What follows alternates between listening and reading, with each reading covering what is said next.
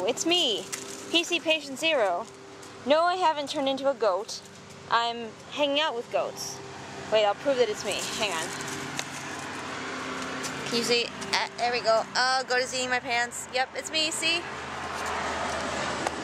And these are my friends. This is Lady.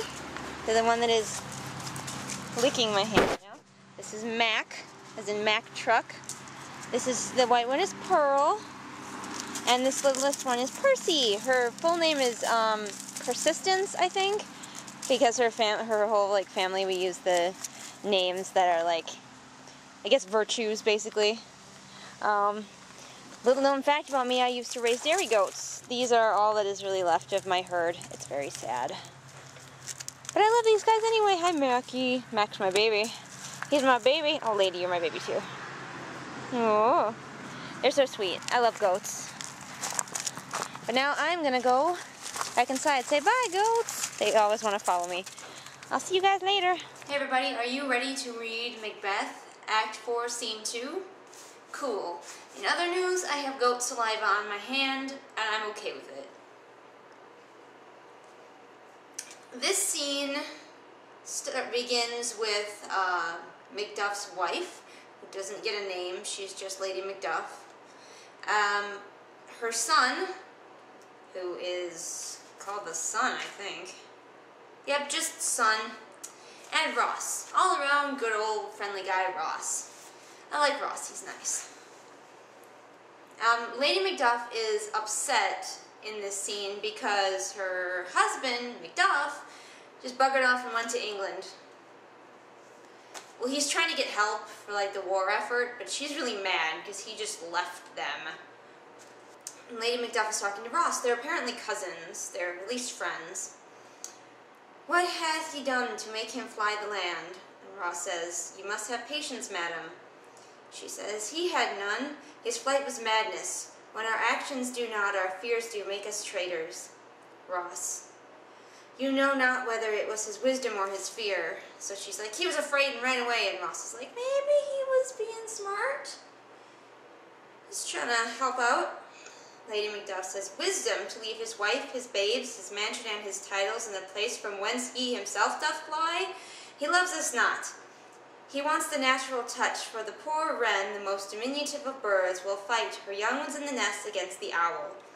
All is the fear, and nothing is the love. As little as wisdom were the flight, so runs against all reason. So she's like, he should have stayed. Even this tiny little bird, the wren, will fight an owl to protect its babies. Why didn't he stay, the little bugger? Ross is still trying to calm her down. My dearest coz, I pray you school yourself. Before your husband, he is noble, wise, judicious, and best knows the fits of the season. And then he just says that there are like traitors in the land, and she really needs to watch out because, yeah, they'll try and kill her. Which is kind of what she's upset about, her husband leaving her to die, so seems legit. And she's talking about her son now. Fathered he is, and yet he's fatherless. Ross says, I am so much a fool. Should I stay longer? It would be my disgrace and your discomfort. I take my leave at once. And then he leaves.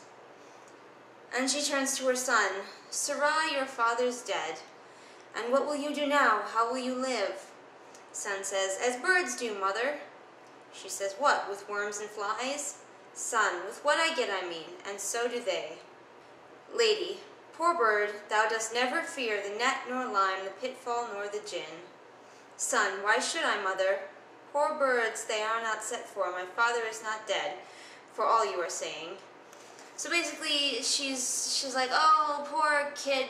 This is only one of Macduff's children. I think he's got more. There was reference to him having lots of kids.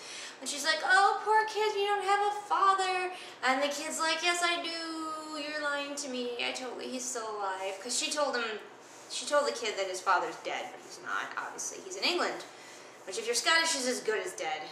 Lady, yes, he is dead. How wilt thou do for a father? Son, nay, how will you do for a husband?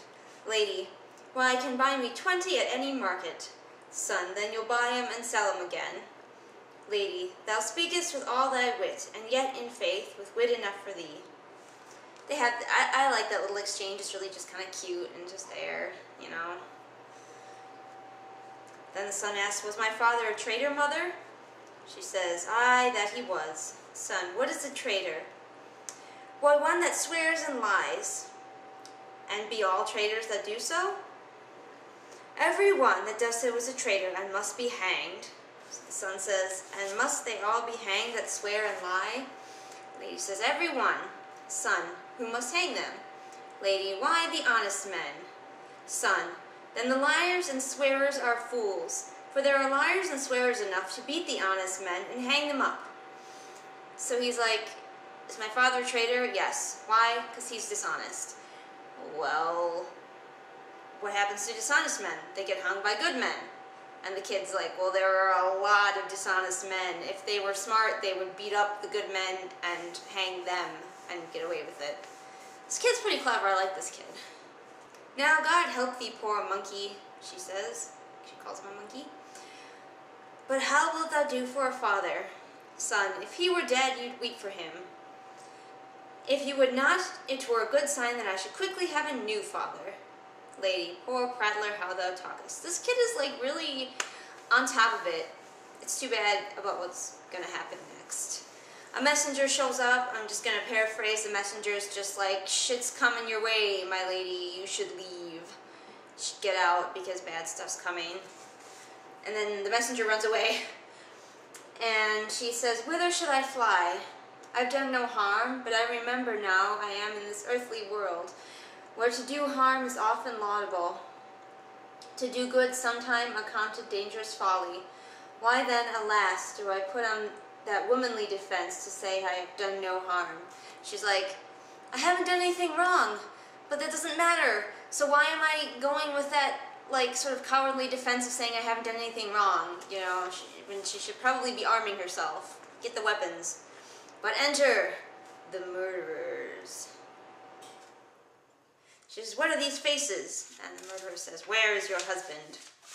Lady, I hope in no place so unsanctified where such as thou mayst find him. She's like, I'm not going to tell you. Murderer, he's a traitor. The son says, thou liest, thou shag-eared villain. It's a good insult. Murderer, what, you egg? And then he stabs the kid. Young fry of treachery. And the son says, you know, a line that is often said in Shakespeare because he likes to write people that die in silly ways. The son says, he has killed me, mother, run away, I pray you. And Lady Macduff tries to escape, but then they chase after her and kill her too. Yay, murder!